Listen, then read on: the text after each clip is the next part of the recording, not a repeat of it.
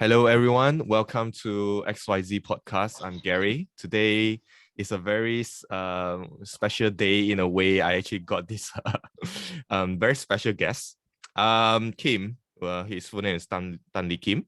So in fact, we actually didn't really met in physically or in real life, but it's very interesting because first thing is that we knew each other because of somehow our bond and connection with cyclists group of people in Malaysia, where I was quite active in cycling, and I knew a friend who is actually my friend's uncle, who is captain, and then now just so happened that Kim knew captain as well. And second thing is that because we were both quite active in social media as well, that's how we connect each other.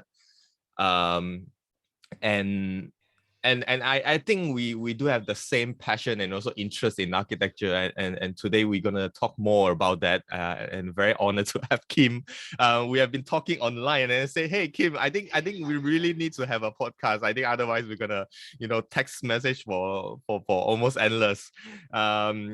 So I think today's podcast is much more like personal story and also reflection rather than theoretical or anything educational based, talking about like architectural theories and philosophy, because I think we at some point need to take a step back to really understand what's the personal sector and how does it helpful to how we learn architecture or how we see architecture, or perhaps in the end, I would think it's most important one is how to see life in general. So without further ado, hi Kim, how are you? Okay. Hi, Gary. Okay. Thank you very much for inviting me to come on board to speak today. I feel very honored. I feel very honored that you see something in me that you feel that I have some interesting experience to share with people. Okay. Yeah. I'm very humble about this thing because I just consider myself as just somebody who appreciate life and look at the way of life very differently from all the people I know. Yeah. Maybe it's due to a lot of factors. Sometimes it could be your cultural upbringing, your family upbringing, your background, and your exposure. All this that forms the character of a person. Yeah. Okay. So let me introduce a bit about my background, where I came from. Okay. So I was born in Penang Island in the west of Malaysia. Okay, over 50 years ago. All right, and I studied in a Christian Brothers School in Penang for 11 years. And then along the way, I was doing some freelancing, advertising jobs and everything before I eventually decided to pursue my education to United States. Yeah. Okay, and when I was very young, when I say when I was very young, it's like when I was around primary school age, I had already developed the interest of appreciating old buildings, which Penang has got a lot of old buildings. Yeah. If like you have visited Penang before, this place is a very interesting place where they have so much cultural influence that they have so many types of building being built and overlapping each other in the street. Sometimes, as you see in Penang, the old street in the heritage area, all the whole street, they have different building. They have a lot of Moorish building architecture, Chinese, they have Indian, they have Muslim. Yeah, and then they have a British, and the Anglo, and then the French and everything. So it's all clustered and congested together all over the small little island of Penang, the town area. So my school was located near the ferry terminal. Okay, next to the old church. The church itself is already very famous. Okay, and then behind my school is all the old ancient temples and everything, where many of the shop lots have become museums, have become very expensive boutique hotels today. All right. So because of the building, so as I studied there, I was exposed to all these buildings. Somehow, most of my schoolmates were exposed to it, and they look at it. They do appreciate the surrounding. but they did not explore further into these buildings like the way I did. Right. Okay, so to let you know where exactly my school was located, it was just right opposite the Cheong Mansion. Oh wow! So it was there. Directly opposite. Yeah, there's a school there. So my dad Christian Brothers School, St. Xavier's Institution, was actually facing the Cheong Mansion. Many of our classroom could see the mansion. It was an abandoned place, right? As you know, the history of that mansion, it was a very beautiful mansion that was built by the last Mandarin of China. The last Mandarin of China during the Qing dynasty. Yeah. So the Qing dynasty was the last dynasty, and that Cheong mansion was built by himself. All right. Yeah. Okay. So our classroom, when we are not paying attention to the teachers, we will be looking out into the mansion and daydreaming and looking into it. So from the top view, we could see into the compound and everything. It was very how to say, it was abandoned and everything decayed, and the wall, everything was not blue at all. We didn't even know about the blue history. It was like over 100 years later, and abandoned, a lot of lalang and bushes and everything covering that. But I have always been very curious and very keen to be able to go inside. That was me, whereas my friends were not interested. So fast forward many years later, when the famous architect, I think Lawrence Low and the team decided to refurbish and spend a lot of money to really start from scratch until bring it back to the old glory of using the blue chalk to paint the wall, right? Yeah. Okay. So like you, I also paid a visit inside there, not just one. I think I went there 3 or 5 times, including during the lockdown. I paid money to go and sleep there alone. How was it? How was the experience? That is my interest. When I posted in my Facebook that I slept in that hotel, all my friends, instead of saying, wow, they say you're crazy. You are crazy. They said crazy because they find that it's too old and it looks a bit spooky and eerie inside, especially at night. Right. But I was still very curious. It has been inside me for all my life that I wanted to experience how do the rich people live in a mansion. Now you can pay for it. Why not? You see? So I picked up my courage and I went and I slept for one night. And during the night when everybody had gone asleep, I would practically walk around the whole mansion, room to room, and look at all the old pictures of the concubines and the Cheong all staring at me. Of course, I was scared. I was scared because it was so dark, and these old pictures looking at you, staring, and they are asking me like, what are you doing at 12 o'clock, walking around? Okay, so that is the kind of thrill and adventure that I always have throughout my life. So it's like after 40 plus years from looking at the building from your school window until the moment that you stay, it must be quite, I mean, at one point it's like a mystery to unlock, but at the same time, it must be quite touching. Sorry? It must be quite touching at the first point. I mean, and also like a mystery to unlock, like a unresolved mystery. The mystery, yes. So during the day, I actually spend a lot of time looking at the design on the walls and all the little motifs, the flowers, the symbols, and the layout. And I would sit there and spend some time to try to reflect and understand what made them build this way. Why was the design of the flowers and the design was like that during the time? So it gives me an idea that, that is because that was the end of Qing dynasty. So the architectural shapes and everything has improved according to the time. So the Cheong Mansion, and if you recall, most of the flowers or whatever were all made from broken porcelain pieces. So this is a very rare thing compared to many places I have visited across China. They don't do this method of making the symbol. So it makes the place special. Yeah, and because different. it's somehow like a Chinese methodology broken doesn't seem like a good sign. Yes. So it made me think, why do they need to break all the porcelain pieces just to get the colors? Why couldn't they just paint it directly like the other places and make the plaster of Paris to form the shape or what? But why do Yeah. they have to break? So there is some unexplained reason, Mm. which I don't have the answer for that. But it's not important anyway. That is how I observe things. All right. Nice. So from there, in my growing up years in Penang, I can my parents, the background of my parents, and my father is a Chinese, and he worked in the forensics.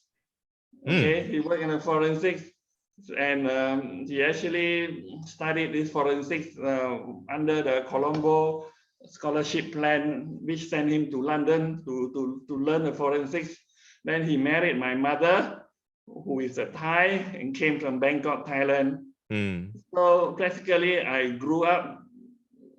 I was brought up more by my mother. Yeah. Okay, I may look like a Chinese, but my mentality is more inclined to the To the Thai Thai. culture, spending more time with my mother. So every school holidays and breaks, all my life, we will be in Thailand. We will be in Mm. Thailand to be in my grandfather's place and to spend time there all my growing up years until my grandfather passed away when I was during the early 20s. And that time I had already proceeded to America to study advertising. Mm. Okay. So what made me study advertising is because from young, I like shapes, buildings, antiques, and my Yeah. mom could see it. She knew that I was a very unusual kid. For a small little kid who liked antiques, Let's she go. Let's used go to tell creative. me, Okay. I don't know why I like antique, and I have quite a lot of collection of the porcelain pieces until today. Some were Mm. given, a lot were given to me, and some carvings, whatever. So she told me that maybe you like architecture. I say, yeah, I wish I could be an architect.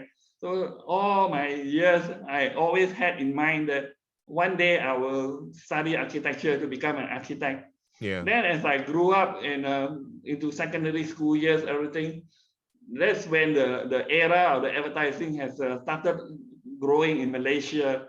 So my Mm. mom realized that I was also a very talented artist Mm. from young. I could paint, I could draw everything without being taught. Mm. It's just I pick up from scratch and try and errors, and you have a passion for it, you can do it. You can Yeah. sing. If you have passion, you don't need a tutor.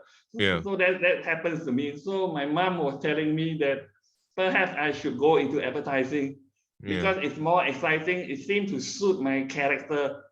She said architecture is not an easy job. You need a Mm. lot of patience. Yeah. You need a lot of patience for every project that it could take years or many months to make it happen or to start the construction. So architecture is a different kind of profession, and you need a lot of patience.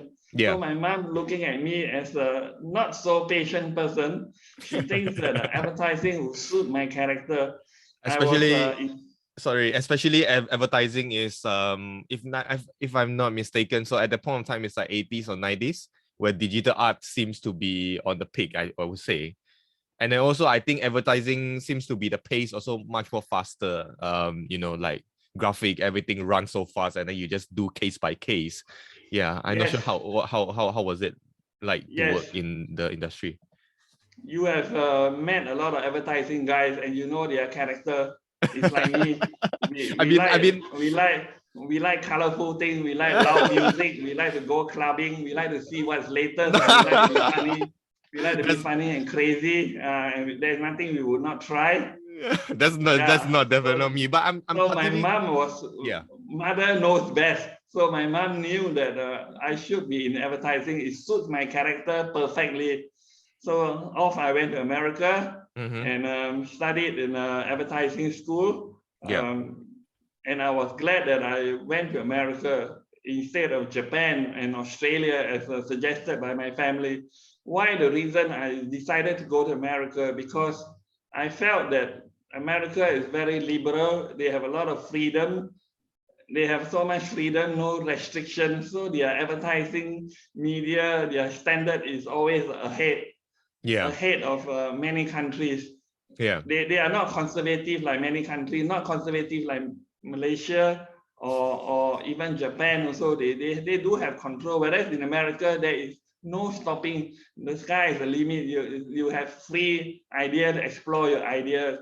So I felt that, yeah, I should be in America. I was also influenced by the movie, watching Grease.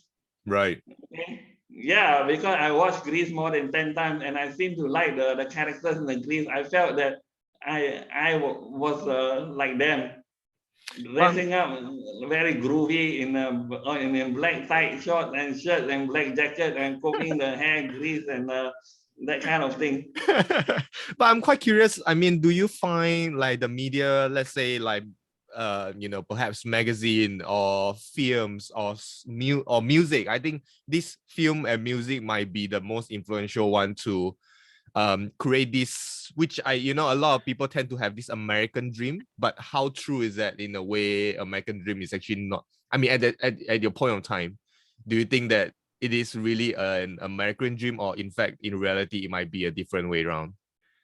Yes, that is true. The influence of the American dream, right? Yeah.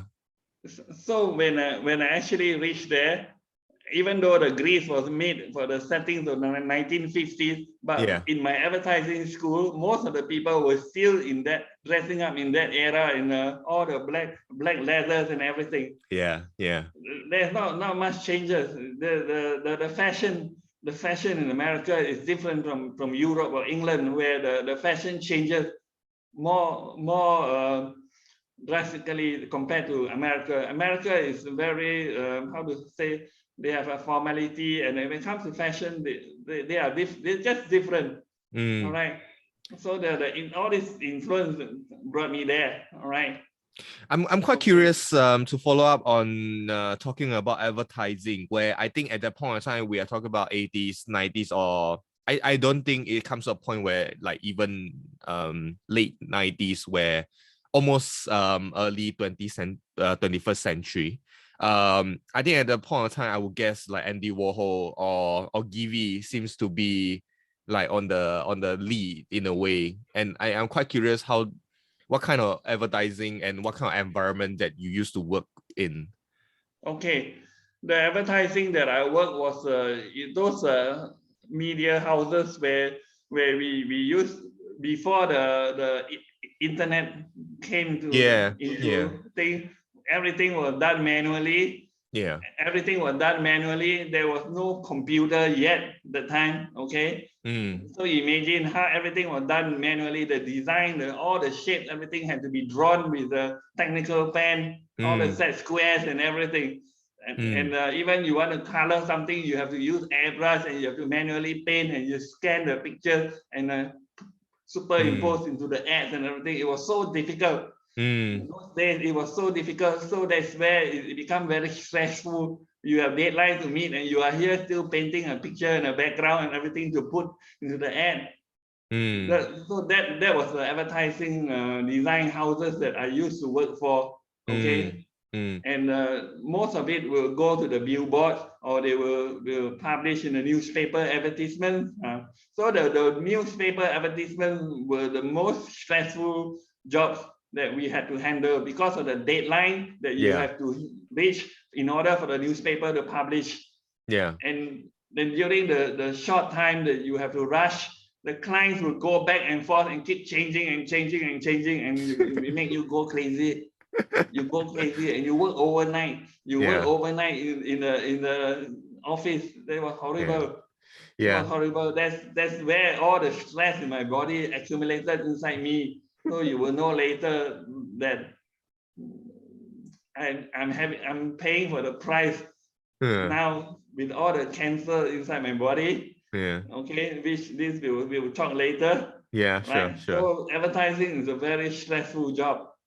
Yeah. Although I did enjoy the time and the exposure, but if you were to ask me if I live my life all over again, I would not want to be in advertising. I would rather be in architecture and build my passion, and I can relax and don't have to rush all the deadlines like the advertising. But then today's generation now with the computer and the internet, a lot of things happening very quickly, and Yeah. all the deadlines can be met easily, and no more manual things, everything, because all the software can give you all the colors that you want. You don't Yeah. need to go to the shop and buy the colors anymore and mix and paint. Yeah. So Yeah. that's wonderful for the younger generation like you, where you can play with colors Yeah. from the computer. They have a palette and you don't need to Yeah. pay anything. Yeah. Time Yeah. is cheap. Yeah. Well, I'm just curious. I mean, when it comes to, I mean, of course, talking about like ease and also the handling colors, and also especially how technology help in graphic sector, which it must be very enormous. Like we are talking about Photoshop and Illustrator, everything make life so much easier. Correct. But then have you ever checked out like I'm just curious, like, I mean, now how the art students actually work compared to, you mentioned about manual drawings and all this, and also selecting a color. And then what do you find the difference? Because I'm sure there must be, I mean, for me, I look into like even as early as like, Ogilvy's, how he draw brands and also logo, and then compared to now, how we learn and how we come up with the design is very different, which I find I prefer the older one, where there is a certain thoughts and there's a logical sense there, while nowadays, because of digital media, social media or internet, the meaning of an artwork seems to be distracted by the fact that try to catch up for the outreach rather than the quality of the artwork. Okay. So I actually had this manual style of working for a short time only, because the internet started in Malaysia when the advertising started using computers, or during the mid-90s. Yeah. The mid-90s, when the advertising started buying the Macintosh and doing the advertising. So that was the starting, where we didn't even have an Illustrator yet. At the time they were using a lot of PageMaker and CorelDRAW. Right. Yeah. So Illustrator, Photoshop, all this started coming in later, in design and all this. So I actually used them towards from the 90s until my recent years in the advertising. Yeah. But for me, I actually moved away from the designing studio, because my previous bosses from Hong Kong felt that I could talk better, and they felt that I should go out and sell the advertisement instead and do a lot of presentation to clients. So I actually moved away, and then of course I got back, and I was able to interpret and explain to the studio or the designer what the client wants. Yeah. So if they were to hire a servicing manager, or you call the salespeople, marketing, they go out and they don't have advertising and design background, their communication level will be slightly different. They won't be able to perhaps understand what the client wants. And they may go back to the office and they won't be able to relay and share exactly what the client wants, because they lack the advertising and design background. Just like if your company were to hire some servicing managers to do presentation job, and they don't have architectural background in them, that's very difficult. It's not a product that you're selling. You're actually selling the whole concept and the whole history behind it. Is like the life of the building and design. We have to have the basic background in order to excel in selling. Yeah. So I mean, I'll see it as part of the service to sell a product, or it's a service to sell a service. Yeah. So so what happened after you work in America? I mean, so did you travel around before you came back to Malaysia? Oh, yes. I was fortunate to be able to travel across the whole United States, from north, south, east, west, and I managed to discover a lot of things that even within America itself, the East and West, they have their own culture, Yeah. their own language of speaking is a bit different. And Yeah. even the southern Texas, there they even spoke a bit different with all their own slang. So from my stay in America and my time that I have traveled on the East Coast, where I studied in Pennsylvania. Okay, I was in Pennsylvania, which is in the north eastern side, next to New York State. Okay, so I travel a lot towards the California side. Then from my observation in California, I took the trouble to travel around LA, San Francisco, and even go up to the Southern California, up to Grand Canyon. So today, if you ask me what is the benefit that I have gained from observing the buildings across America, whenever I watch a movie or a television that shows an American program and they show you the surrounding, and just a few seconds of showing the buildings or the houses, I immediately could almost tell that whether it is on the East Coast or West Coast. From just watching the movie, I always would tell my wife, I think this is in California, or I'll tell her that this is in Washington, D.C. Because when you are there and you have the passion like me to look at a building, you can tell that their design is a bit different and due to their weather conditions again. So like why in England the finishing they don't paint the walls. Nobody will paint the walls. But in California, many of the buildings they paint the houses. Right. So when the buildings show a lot of national stones and everything, then I believe that these places could be in New England, Connecticut, or all these kind of very cold places. That's what I benefited from observing the different designs by just looking at the material of the building and the Victorian styles and how the shapes of the Eastern America and the Eastern American, the houses tend to look like mansions and they cut it small into apartment units. Whereas you don't see so much of this in West Coast of US. It's different. So in the mid central areas of America, they tend to have a bit of both. Because they are in the middle. Right. Okay. I mean, it's interesting that you mentioned about Pennsylvania. It's because that's how I saw. I mean, I knew of Louis Kahn rather than his works earlier than Pennsylvania Station, where he actually passed away there because of heart attack. And it's very interesting because it's actually like so there was actually a film talking about Louis Kahn, and it was directed and also filmed by his son. And then sort of like talk about whole scene why it's not just purely like someone died heart attack in a train station, but rather it's also reflecting his hardworking in a way. And also he has a very complicated family structure in a way. He has like more than one wife and things like this, and then like a different children. And it's very interesting guy, I would say. Is Louis Kahn has always been quite his works. I'm sure maybe you came across a few, like Yale University or Yale Library, I think. It's a very concrete, very brutalist building in America. I think he works a lot in America. So was that in Pennsylvania? Pennsylvania is the station where he passed away, but then he lived most of his time in Philadelphia. I see. Yeah. Okay. Pennsylvania is quite an interesting state, but unfortunately, I did not really venture or explore the whole state because of I had transportation problem because I never drove a car there in America. Even the cars were cheap because my parents were worried that I would always go racing. So they told me not to drive, never buy a car because they know I would go racing and speeding with people. Okay. So I always had to rely on my housemates. They were all Koreans and Japanese.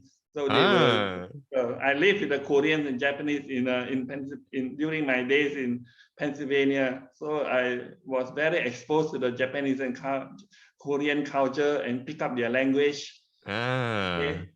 So I appreciated the time to learn their culture by staying with them. yeah. Okay. But Okay. Then yeah, I just have a one quick question because you earlier you mentioned about studying like observing architecture in Penang, and then where Penang is not really like, you know, compare at the time, it's not like modern city with a lot of skyscrapers and everything.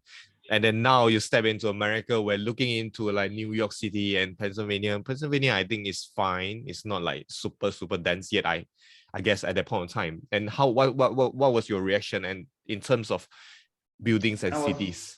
I had culture shock for three months. I had culture As shock for with, 3 months. with food as well, right? I was counting and counting the days that I would get over my culture shock. And I remember clearly it took me 3 months to get over because of the language. Right, Okay. right, The right, language. They did not understand the Queen's English so well. right, right, right.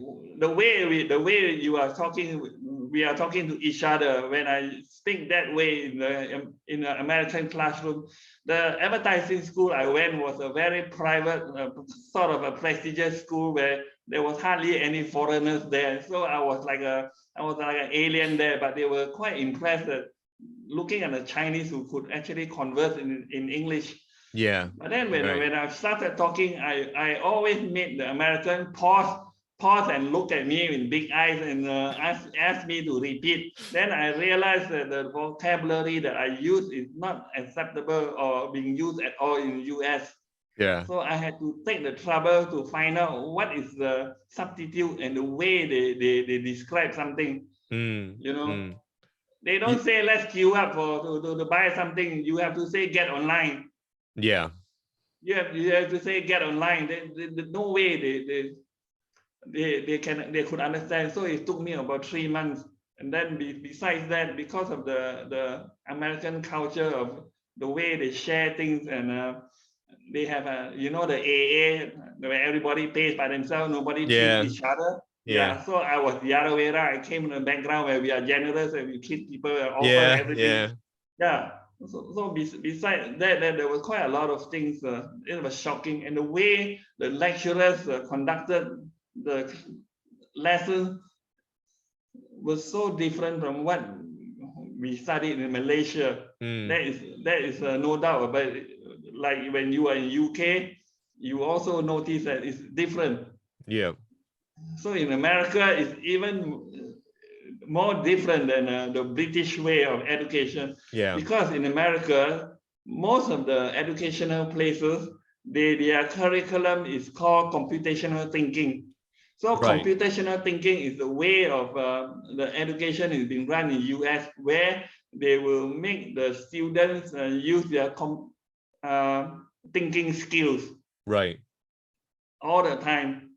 Whereas in Malaysia, you and me, we studied in school, we were taught everything and we were forced to memorize everything. We memorized it, whether we understand or not. We just memorize by heart and then just remember bulat every word and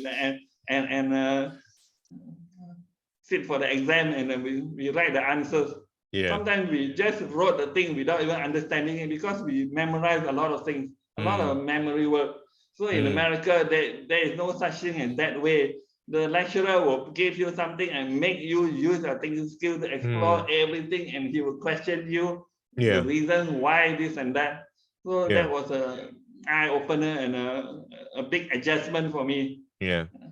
How So long have you lived in America? a couple of years. Mm.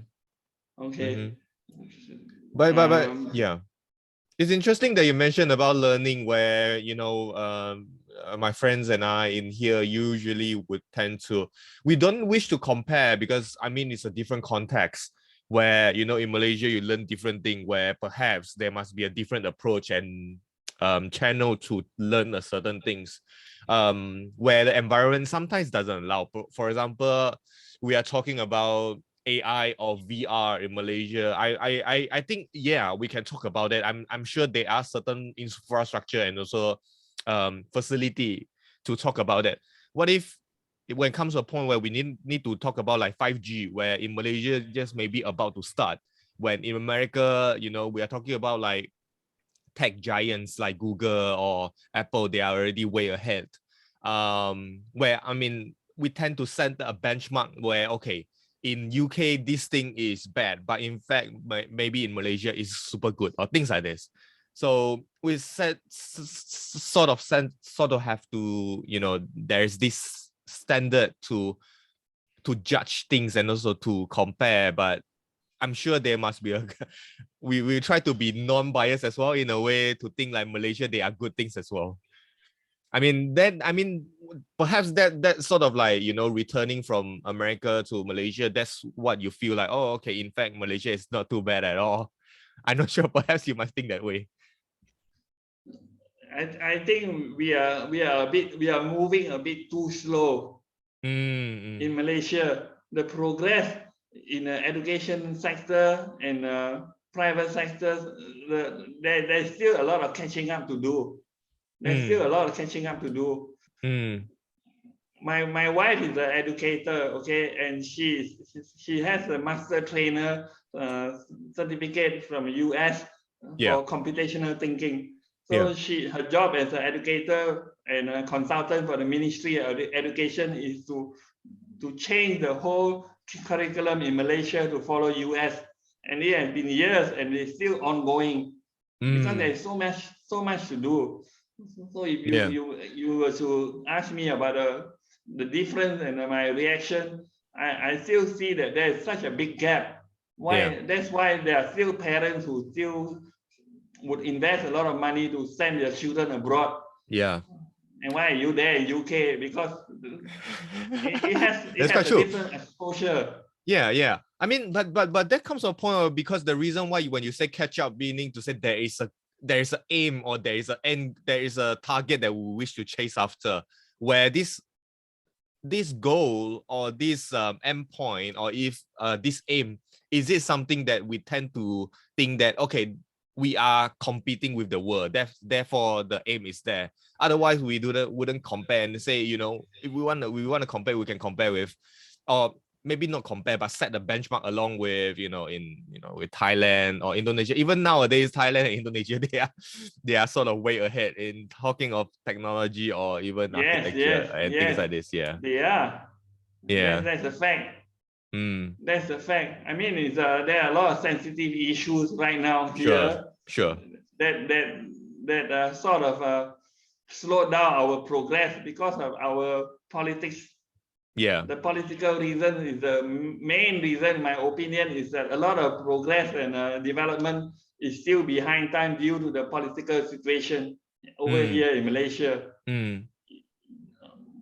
As you know, they are always changing parties, and when they are changing parties, they will restart everything all over again. Sure. That's where a lot of unfinished jobs. So it affects the development of Malaysia, and it affects the people around us and the younger generation. Well, I mean, now we are now talking about development and construction, where you mentioned about your involvement in property and also sales. So is that where it comes in, like after advertising, or after you have been working as a kind of like a sales department in the advertising, or straight away jump into construction related industry? Straight away jump into construction. I mean, you working with the property or something with the construction? What I'm saying about the development is behind time. Sure. I think it's more of I would say involve almost every sector, right from the infrastructure, and I mean, you look at the infrastructure in Malaysia. It's not nice. Certain places look very beautiful. A lot of potholes and broken roads and messy highways, and all sorts of things around Malaysia. So this is the development side, and then the education sector is also behind time. We are running short of teachers now. There are not enough teachers. That is dangerous point. When you don't have enough teachers, who is going to teach all the students? Every year there are more students enrolling and the teachers are getting lesser. So there are so many areas that we have to address in our country. And then today you read the news, they are still infighting in the political parties. How to progress? Yeah. These people, they need to wake up and stop and put down all their ego, put down all their greed and power crazy and everything in order to really focus on bringing up the standard of living and the education and the development in Malaysia. So it boils down to the problem of human. I mean, as we do. When we were in architecture school, we tend to do design and very fun. It's like, talking about like context, how do we respond to the site and, the building form, the material and all this. But one thing which I think, I mean, there are three things I would say is the political, economical and social sectors that sort of we tend to focus only on social side, where economical side is not really part of the concern for students, I would say, because, you don't have to know what's the budget to, to build a certain building. And of course, there are also another side where politics side, where in fact, to build a building is not as easy as we thought in a way, you want to do it, just do it. I mean, of course, when it comes to private house, it should be quite easier. But when it comes to like huge development, it must be very depending on politics and also networking. I'm sure it's a network, political network, and also connection. So when one government body or one government party collapse means you need to establish a new, it's a follow-up in a way, or connection. Yeah. So, I mean, for you have the answer to all these things, actually. You definitely know the answers to all these, what is holding back and the development and the progress in Malaysia. Sure. I always like to compare Malaysia with Singapore and Thailand, and we are in the middle. And what happens to the currency now? Just look at the currency level. It speaks for all. Why is Singapore doing so well? It's all about the good government. All right, if you put it this way, things may be more expensive in Singapore, but their development has taken shape very well, and their economy is strong.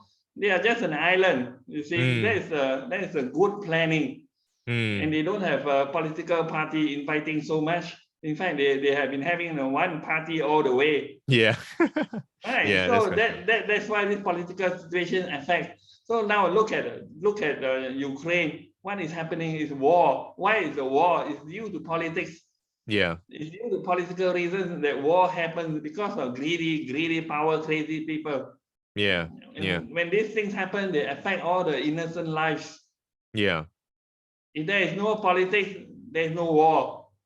Well, I mean, that's quite true. That's quite true. I mean, even World War I is also quite political. It's just a small matter of like, I mean, it's not small. I mean, it's a murder case of someone diplomatic, but and then it erupted into World War I. It's crazy. Yes. So I'm just okay. Maybe I just thought to come back. Like, okay, now is your time in Malaysia. So how was it like after you returned from US, or things sort of, do you find it steady? I mean, perhaps steady in a sense because I assume most of your family members are in Malaysia. Right. I will still be here in Malaysia no matter what. I mean, yeah. I mean, why? What makes you think that you wanted to return to Malaysia? What do I think? Yeah, what makes you think that you wanted to back to in Malaysia from US? Yeah. When I come back here? Yeah. Because my family is here. My parents were still alive.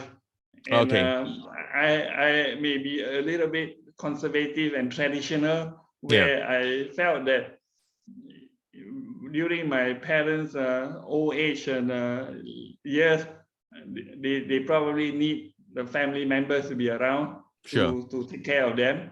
Unless you have a very big family and somebody is doing it, but then somehow it was me who was a better I mean, in a better position to be Sure. able to be around and take care of my parents to help. Sure. So that was a part of the reason that I came back, because I did not see that if I had stayed on in America, it would definitely benefit me, because I had some discussion with my brother. So my older brother was telling me that being in advertising, whether I was in US or I was in working in Malaysia, it Yeah. would be equally good for me, the opportunity. I have Yeah. already gained the American education in advertising, so why not I just use it and work in Malaysia, Yeah. right? If I were to work there, I may not be able to rise up, which is true. When I came back here, I actually rose up from ranks and position until became the directors of the company and all that. So it's different. So that's why I came back. No doubt all the environmental issues may be bothering us. Malaysia is still a nice place to live. If we just can ignore all these political things, and we don't go to the places that we don't like. We don't go near the people that we don't like. So we just focus on the right direction that we suit us. Yeah. Right. So if like you, I was saying, I was always encouraging you that you should not come back, not because of family reasons or what, but because for architectural progress. I always felt that being in overseas, you will always have continuous exposure and update. By being away. Once you are back in Malaysia, you will not be able to find so much time to be able to always flying overseas to look and exposure and to study all this. This is a lifetime long journey of learning. Sure. In order to succeed, there is no such thing and you stop here and you have finished your education, you are done, you are there. You see, it's a long process. It's a learning all the way when you are observing a lot of new things. And there are so many areas all over the world that you have not seen yet, right? So that boils down to your own deep interest. What do you actually want to achieve, right? So that you are able to decide for yourself whether you're looking for monetary thing, or you're looking for fame, or you're looking for very unique and avant-garde designs. Okay, that is where I tell you frankly that because of your sharing in the social media or the picture, by sharing this, by being in the advertising background, we are able to learn along the way, to understand what the client needs and how the people express. So by your sharing of the photographs in the social media could actually let me identify your character, your interest, and your keen eyes on the things. That's why I always leave a lot of funny comments, everything. Then I started to see, oh God, this guy is has something. He observes things differently. Even a railing, a step, even a staircase, a building protruding out in the water, this and that attracts your eye. Not everyone will share the same thing like what you see and what you appreciate. So what you have shared actually caught my attention. Then I always look forward to see what you are sharing, and a lot of things that I had never seen in England. Because London is so big. It is very big. Bicycle like you, because of you travel on a bicycle, you could see more things than people who walk on the foot. Yeah. Well, maybe people who walk in the street might see something better and slower. But bicycle is the best way to observe things. You drive a car, it's too quick, and you cannot capture anything. You walk, it's too slow. You are too tired. You are looking for a cafe. You're looking for a shortcut to go to the subway. Whereas a bicycle, you can just pedal here, left and right here, and you see the building. You just go. That's very wise of you. No, it's just what happened. I would say. And here you have me as your fan who looks at the picture, because many times it was like a wow factor to me. Oh, they have this in England. How come I didn't see it? You know. Then I start to try to recall during my travels around UK. What did I actually see? Many different things from you. Very different things, because of due to my time limit. I only had to look for very famous landmarks. Right? So like you are not a tourist in UK. you are living there everyday life. You look at a flower pot, you look at a beautiful dog, you look at a river, and this kind of things. So there are a lot of creative corners that the normal tourists will not be able to see. Sure. So But that's where. yeah. But when it comes to Malaysia, perhaps Malaysia were looking at the same flower pot as the same river as well. I'm sure that's where the question on beauty as well, like how Malaysian judge and also how Malaysians see beauty in Malaysia first, and how tourists see beauty in Malaysia. Well, that's a difference, no? As in, like, I mean, for me, I travel to London or work in London, live in London. They are always kind of different thing. But then I don't want to over glorify a certain details and say that London is the best kind of thing. I'm sure when I go back to Malaysia, there are certain beautiful things that change our mind. That's why I'm quite curious, because when you say that you work in the advertising company, when it comes to like dealing with branding, dealing with marketing, and then how Malaysia see Malaysia is quite tough, no? I mean, that's where the problem, I think one of the problem is that Malaysians don't have much confidence with, own country beauty or architecture, or do you think that we got too distracted by the politician or too distracted by economy? This is a very subjective. It is. This is a very subjective thing. Talking about how the Malaysians view the buildings in Malaysia and all this. I would say that none of my friends share my interest. I'm very sure about this, that none of my friends share the same interest with me. Almost nobody collect antiques like I do. Yeah. Besides collecting antiques, I am even into trading and buy and sell very expensive collections. Okay, I have a number one buyer who lives in Cayman Islands. Okay, he's always looking for very exotic and rare Chinese antiques from the Qing dynasty or whatever. So I have been doing that over the years, buying and finding all over the Malaysia for him. So none of my friends have this interest, or they know that I'm deep into it. They are looking at me like a weird person, Yeah. Why would you like old things? They don't like to associate with the old things. So when you're talking about old things, they don't even appreciate old buildings. Why would they appreciate old buildings? They prefer new buildings, new supermarket, new shopping mall, big escalator full of aircon blasting away.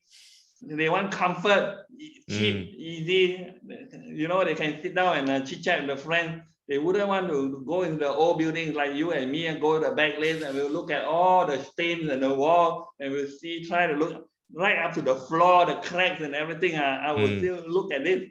I'm sure you also have some similarity, you see.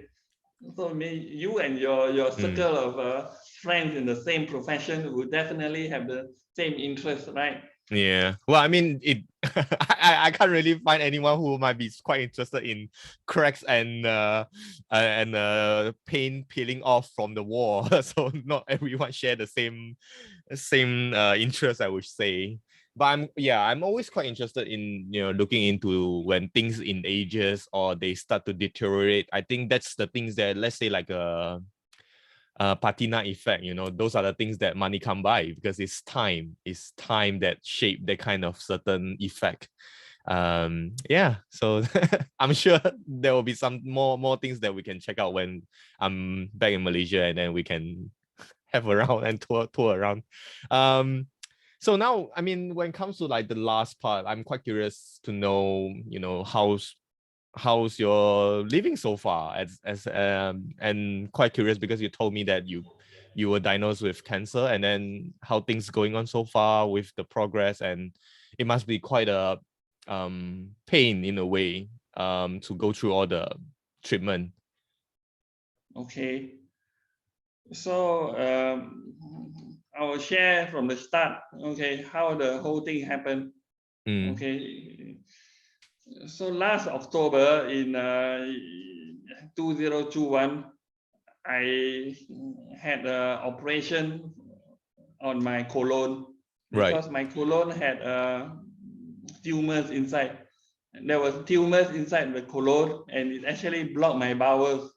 Right. Okay, it blocked my bowel. So I had a bowel problem, and I was having a lot of diarrhea and passing out blood and everything. Okay, Yeah. and yet I still did not really go for treatment yet, because at the very beginning, when I was having a frequent diarrhea, I dismissed and thought that it was due to some wrong diet and wrong food and causing this diarrhea. Then I try to observe what is happening. That a lot of people have IBS. Have you Right. heard of IBS, right? IBS is No. irritable bowel syndrome. Okay. Okay, it's called IBS. You just Google IBS. It is a new, not say new, it's a very common sickness now that is hitting all the people with stressful lifestyle. You have IBS. Right. Okay, Right. so you can check out with what is IBS. They have a lot of symptoms. So I had a lot of the symptoms related to IBS. So I thought I could treat myself, Sure. until I decided that I had to go to hospital to check up, because I developed breathing problems. And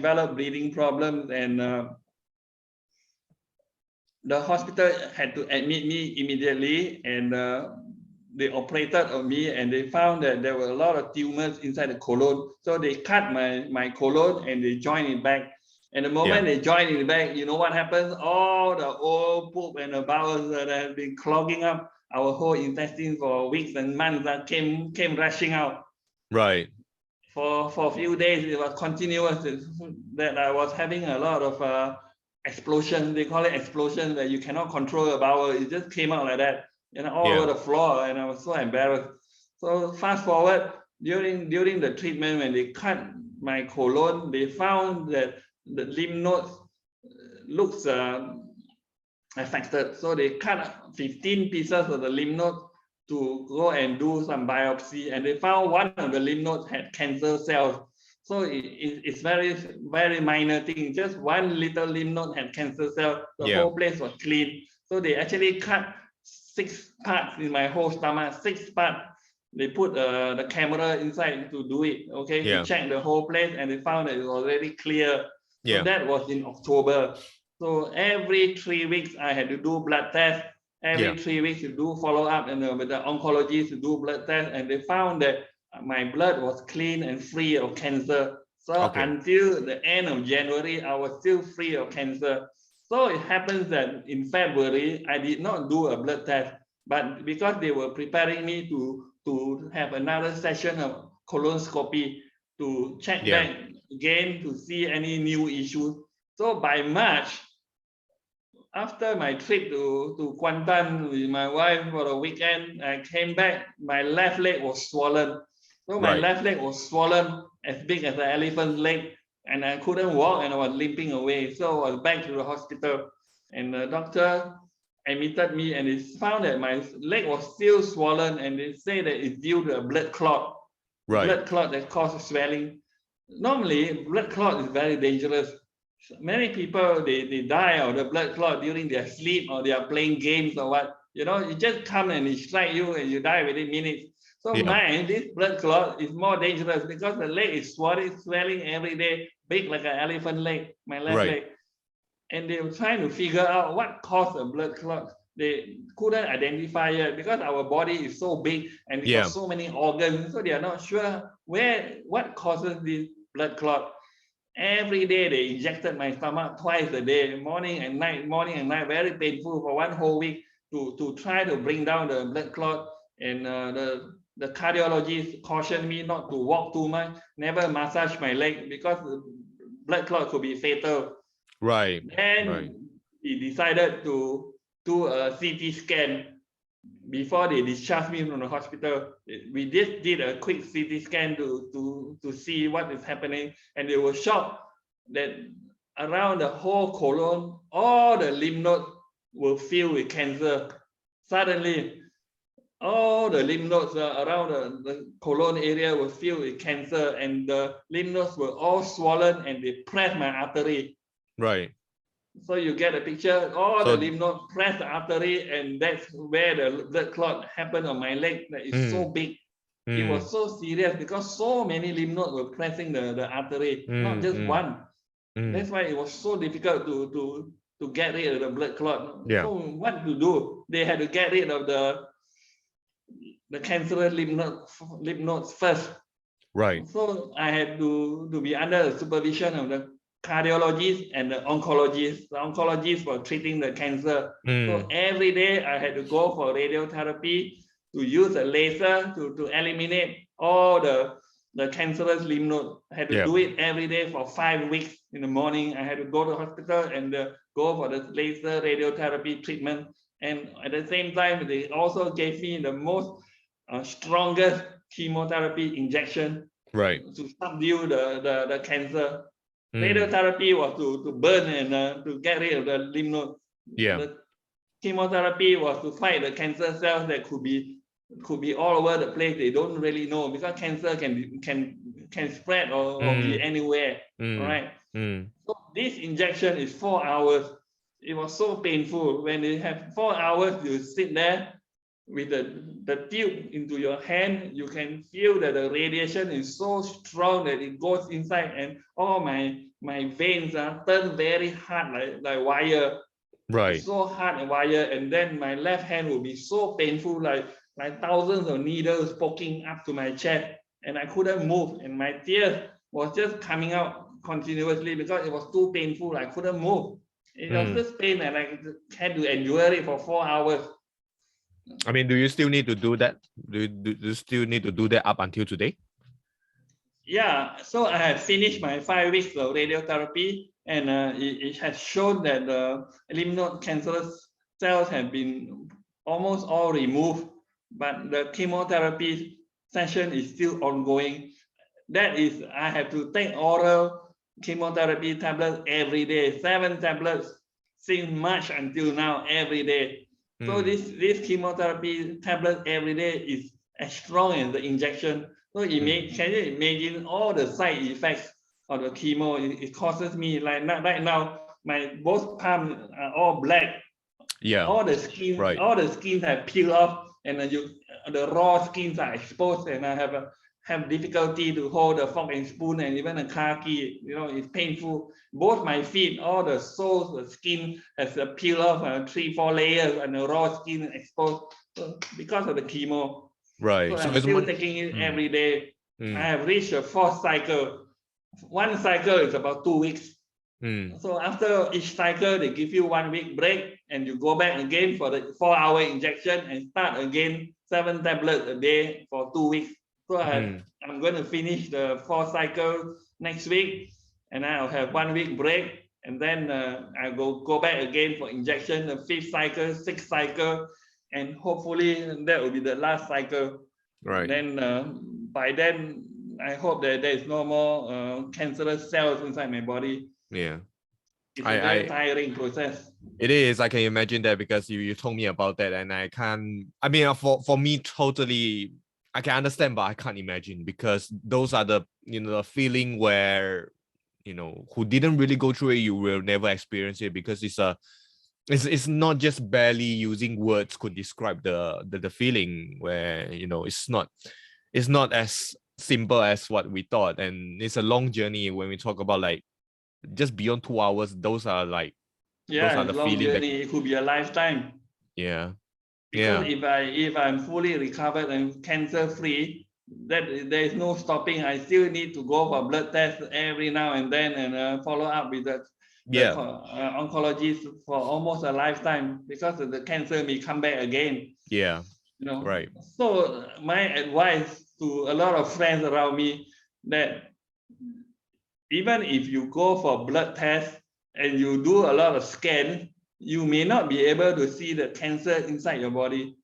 You may not be able to see because it's so tiny that the blood test and the scans may not show it yet. Sure. Right. It's only visible when it's at a visible stage, right? So I gave them a very good example. In Malaysia, when it's heavy rain, next morning you see in the garden, you see a lot of white mushrooms. The white mushrooms form up in the garden. Have you seen that before? The mushroom just form up in the garden. Why? Just 24 hours after a heavy rain, the beautiful mushroom come out full bloom. It's just like the cancer. They can just come and attack you within 24 hours, just like my case.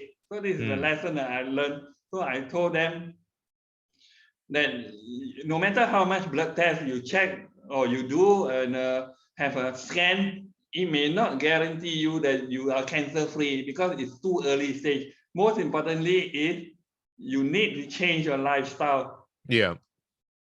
So the lifestyle is a very wide thing. It involves the way you manage your stress and the diet that you go. You know, I have a lot of friends who are smokers actually. Okay. Right. And I always tell them that smoking will not cause you cancer. Okay. Cancer will happen by itself. So they were very happy to hear that. And Really? they would call their wife to come and listen This- to me. I this said, is- I don't believe that cancer causes, I don't believe that smoking causes cancer. So I gave another example. I said my mother had a stage 4 lung cancer. She had never smoked a single cigarette and she is not near anybody for secondhand smoke. Right. But it still happened to her. So does that say that smoking causes cancer? No. Cancer is caused by a bad lifestyle. I admit that I had a very bad lifestyle throughout my younger days. As I say, working in the advertising line is too stressful until your body and all your cells are keeping all the stress. They won't go away unless you know how to do meditation or go for a body massage or anything to change and eliminate this. It's not easy. And then again, our diet. I drank too much milk. I love one big bowl of milk with cornflakes. I have this kind of diet until at this age. I drank too much milk. I practically need to have a cow at home because I drank too much milk. I feel I was crazy. Nobody drinks milk at this kind of age because I still like cornflakes and my cornflakes must have sugar, you know? Yeah. Those are sugar. The one, so I like this sweet thing. So my lifestyle is like that. I eat, I don't give, I don't care. So when I was younger, I used to go clubbing 6 nights a week and go clubbing in the disco and go drinking and everything with the people. And I come back and the next morning, 5 o'clock, and I still go to work. You're crazy. So all these are bad lifestyle. And I hope whoever is listening to me, please adopt a good lifestyle, okay? I don't Smoking think and drinking or having a filthy environment does not say that it will cause cancer. Cancer is caused by stress and a bad lifestyle. If you are smoking and drinking and you are happy, why should you get cancer? You're happy. I'm not sure. Laughing? I'm not sure how true is this because the medical. You are happy. So the most important thing is we need to maintain a positive mind, very happy feeling. Then you are free from sickness and disease. Yeah. Okay. To support my theory is because my wife and I have been hospice volunteers. Right. If you have heard of hospice, okay, it's a palliative care. That hospice actually originated from UK and then it's spread all over the world to Malaysia. And Malaysia has got one of the best hospice care outside United Kingdom. It was so good that Prince William and the wife flew all the way to KL just to look at the hospice Malaysia after hearing so much that how they run the palliative care so well. So I was a volunteer together with my wife for about 15 years. My job was to fetch the terminally ill patient to the hospitals for treatment. Sadly, all of them passed away, all of them over the 15 years. Can you imagine how many patients actually sat in my car and they shared to me, cried with me all their regret and their pain and their suffering, whatever that is related. So our duty as a volunteer, we were trained to accompany them for the final journey. So from there, I realized that many of them had very stressful lifestyle. Yeah. Many of them were not smokers at all. So I gather that because stress and a bad lifestyle and diet, it could be the contributing factors to the cancer. And most of the cancer patients shared with me their biggest regret, and they wish that people will not have to go through this. What is their regret? They did not have friends. They did not have friends during their final days. Why did they not have friends? Because most of them were so engrossed into the family life that once they got married and have children, they practically lost contact with their friends. Because all your time is on your work, coming back to your family, you have your in-laws to take care of, you have children to take care of, you have to cook, you have to do laundry, you have everything. You will not have friends, you will not have time to spend with your friends like what all these young people are doing now. You are mixing up with friends, but once they are married, their lifestyle change. So these people, before they passed away, they told me they regretted so much that they did not have friends. This was something that they missed out so much. They have nobody to keep in touch. They have nobody to speak. So eventually, me as a volunteer became their friend the last days until the day before they passed away. They still had a chance to speak, share their regrets, and even say goodbye and thank you and everything, and tell me that if they can live their life all over again, they want to be in a hospice, to be a volunteer, whatever. So remember this. It's very important that all of us must have friends. Have good quality friends, not the rubbish friends that we meet on the street or whatever. Have good quality friends, keep in touch with them, love them, care for them. Eventually, someday they will care for us, just like me now. I think Gary knows that from the Facebook social media, you can see that I've got so many friends who actually cry for me and feel so sad for me when I told them not to feel sad, because with their support and their care, I should be able to recover. So I share with them all the details. That's why I posted it to the social media, because I have no time to reply 100 and 200 text messages. Everything will be copy and paste. So I told them to look at my Facebook. I will tell you as detailed as possible. And also to listen to the podcast, all those people are my very close friends and relatives. I came from a very big family, okay? Did I tell you that my grandfather had 3 wives, 21 children, and 58 grandchildren? I can imagine that is about 100 great grandchildren. So how to keep in touch with them? Social media is good. You just post it there and let them read. So remember, have a good lifestyle. Keep in touch with all your good friends. Now you have social media, you have the internet. It's very easy to keep in touch. Not like the earlier days, we had to physically meet up. Nobody SMS, because SMS was expensive, right? Then these are the things. And then one advice that I would like to tell everyone is that in life, we must always control the situation and never let the situation control us. I mean, this applies to your workforce, among your friends or your family or wherever you are. Don't let the situation control you. You control the situation.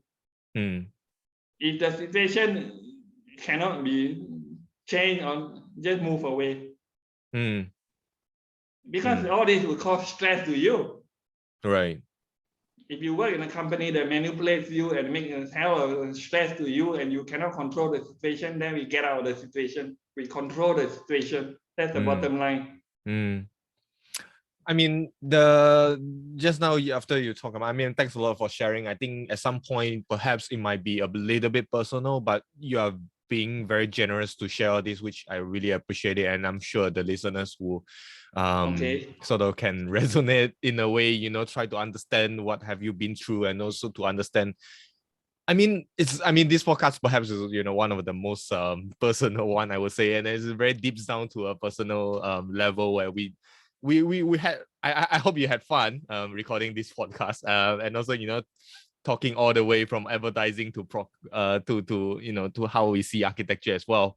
So that where it all boils down to this question, where just now I was about to ask, what kind of advice or what kind of things you would like to share with, especially not just in general public, but I'm sure for people who work in advertising or architecture or creative or in design. It's all very relevant, where especially nowadays stressful things seems to be very common now, and which is quite scary, because people take things for granted, and then they just thought that, okay, it's fine, everything is fine, but sometimes it's really not really fine in a way. It's and then we are talking about just stressful thing, just like workload is one thing, and then talking about not enough money to live, or even relationship or things like this. There are so many potential stress out input that could actually act on us. I Yeah, understand. I've been through that. yeah. And that must be like, I mean, it's always quite fascinating also at one point where you don't realize that when you were so busy working in anywhere else, and you were so focused on setting up a family or working in a company, and also taking care of others, but you often very busy to realize about yourself. And then there comes a point where then only you realize that there's an important time for like yourself to has your own time in a way. And it's fascinating because you don't realize it, and then we can talk about it, but at that point of time we don't realize it at all. But I'm not sure if you perhaps thought about it back then, like, and then you realize there is a need to stop working in a stressful environment or fast-paced environment. Okay, I would say that why we ended up in a stressful environment is due to many factors: the improper management or the working colleague and the Sure. nature of the business that cause all this stress. Okay, Sure. and my bad experience working in many stressful companies, and I was still stuck there because it's like a magnetic, like a very negative magnetic that you're stuck into it, and you find it very hard to withdraw and pull yourself out. Partly because of the money, because of money issues again, because you felt that never mind, maybe tomorrow will be better, next week will be better. Few days ago it was okay, it will come and go, but it will keep on repeating. When there is stress, there is good money there. If there is no stress, there is no money there. That's the nature of the business. When the business is doing well, there's stress, there's a lot of overtime, a lot of tension. So if we are mindful and we are strong and have a good strong willpower and mind power, we can try to withdraw ourselves out and look for better opportunities. Sure. Okay, in my life I have already worked for more than 15 different advertising agencies. Yeah, that's how I jumped from one company. Some lasted 6 days, some lasted 1 month, some lasted over 10 years. The last job that I had also more than 10 years because I was comfortable there. So do not hesitate to change the job. Do not be afraid. Most of us have fear, and we are afraid deep inside us of losing the job or having commitments to pay. So it boils down to a lot of things due to money. Yeah. I mean, there will be a last question where it might be quite a broad questions for you, because we in the end is talk about, a lot of young people, especially, me myself as well, we sort of talk about money where it's not just about money as, like getting a salary and then you pay for your mortgages and also living expenses. But there comes to a point where it's sort of like set to a benchmark of value where how do you use our money, and also how do we see wealth or value or money. And for you at this point in time, how do you see money in your personal, throughout your own personal journey? In my personal journey, how do you see money? How do I see money? I feel that money is the root of all evil. Okay, and I along the journey, as I got older until this age, I realized that there is money to be made everywhere. There is money to be made everywhere around us. That is where I could say that I started to freelance a lot. I was still working for an advertising company, but I was still freelancing a lot in selling properties. Okay, selling properties such as houses, condominium, and factories. I was still selling it. It's just maybe I was lucky that I was able to do it for a good 10 over years, selling properties, freelancing. Then again, I mentioned earlier about all the antiques. There are people who will be collecting antiques. If you bump into the people, you are at the right place at the right time, the opportunity comes. So just don't sit at home and just work and go to work and come back and here. Go out and mix with people, interact with people, and you know what people need. And then if you are brave and thick-skinned like me, then you pick up the courage and do your salesman talk with the advertising background and bullshit all the way, and you get the sale done. Okay, advertising people are good for that. They'll talk and they'll tell you everything that you know. They can bring the stone from the moon for you and anything. But I deliver the thing. So I am freelancing. So what am I doing, Gary? You know now, I was selling properties and I'm still selling properties for friends. I've got a lot of wealthy friends who don't trust agents anymore and they rather trust me. And then I still look out for antiques. Sometimes I bump it. I will ask the buyer whether they're interested. They are private collectors.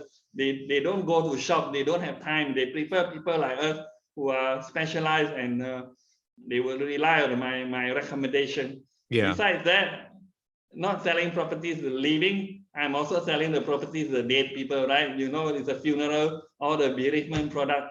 Sure. So it's a big contrast. And a friend look at me and he's a very weird guy. He sells everything from antiques to properties and to things for dead people. Can you name me another person who has the same? No, it's like me. you left only the insurance from the living to dying, also all package already. Yeah, you think that it's funny, but when the money comes in my pocket, exactly. I'm the one laughing. I'm sure. Yeah. Why not? Yeah, why I'm doing good service for them to buy the things pre-planning, to save money, to save all the family headaches. If we don't plan anything in life, then we fail to plan. If we plan, you don't plan in life, then we are failing ourselves. So that's how I look at money. There's money to be made everywhere, and if we don't come from a family with a lot of inheritance of family who is always giving us money, then I have to work my way through. So what I have achieved today is all my own hard work.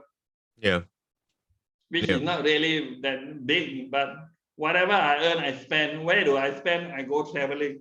I went traveling. Every opportunity that I had, I would go traveling. Why did I travel so often? It's because I do not know how long do I live. Why do we have to wait for old age? Sure. During my years as a hospice volunteer, I saw all these patients who died. Many of them had never traveled to many places.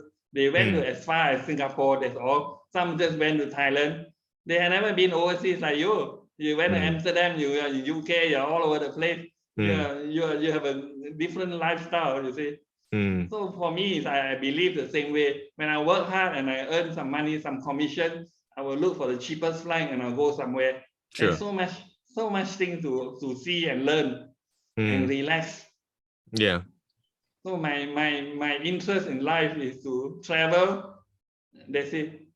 To get the rich experience, and there is where I observe a lot of more buildings and more how to say lifestyle of the different people and architectural things that benefited me.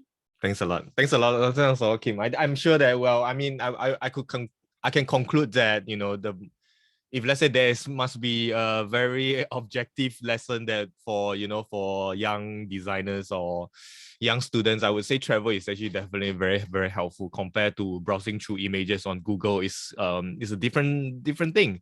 Therefore, I love to travel, but at the same time, I try my best not to take pictures because I don't want to get myself distracted by the fact that it's nice photo. But I just thought that if with my all ability to share the building or any places that I like and to people like you where we can create conversation, I think it's nice. It's nice to I understand. Whatever you posted, I just don't look at the picture like this. I actually study every corner and every shape inside there because like I say, my young days, I started to appreciate architecture and anything. Probably because I like shapes. I like design. I like the formation of shape and the understanding. So when it comes to advertising, it's a lot of design. The design also involves shapes, colors. So it's a bit related. Great. Thanks a lot, Kim. Really nice to talk to you, and I'm sure there will be more to catch up. But for now, I think it's really nice to have you. I think this would be this is the first time we meet each other like face to face, but not physically.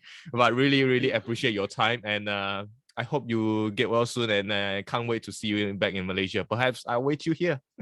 I'll wait you here in London. Okay. Yeah. You Thanks have a lot. any more things to ask me? No, I'm What good. I have seen. I mean, if there comes a chance that if we can do live, I'm sure there will be more questions. But thanks a lot for sharing so much, and I'm sure people who in general, like working in advertising or design, or even comes to like whoever needs help, like you mentioned you yourself as a hospice volunteer as well, something to ask regarding to how to deal with medical stuff or health or in lifestyle. I'm sure that you have provided much more, more than enough, I would say. Thanks a lot, Kim. I'll catch up with you then. Okay. Thank you so much. Thank you. All right.